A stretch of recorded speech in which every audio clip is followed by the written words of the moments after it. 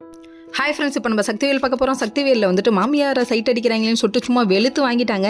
வெளுத்து வாங்கின கேப்பில் வந்துட்டு ஒரு லவ் வந்துருச்சு. யாருக்குன்னு பார்க்குறீங்களா?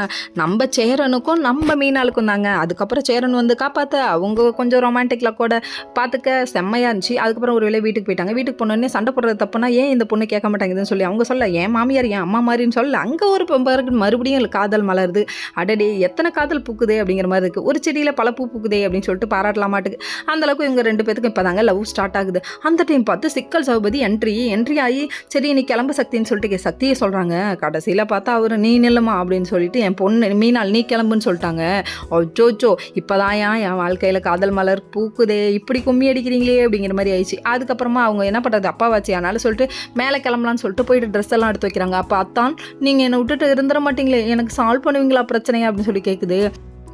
அத்தான்ட்டு என்கிட்ட சொல்கிறதுக்கு நீ போய் உங்கள் அப்பாட்ட சொல்லாமே அப்படின்னு சொல்லி கேட்க சிக்கல் சிவபதிக்கிட்ட பேசணுன்னா கொஞ்சம் பொண்ணுக்கும் ஜர்க்காச்சுக்கு.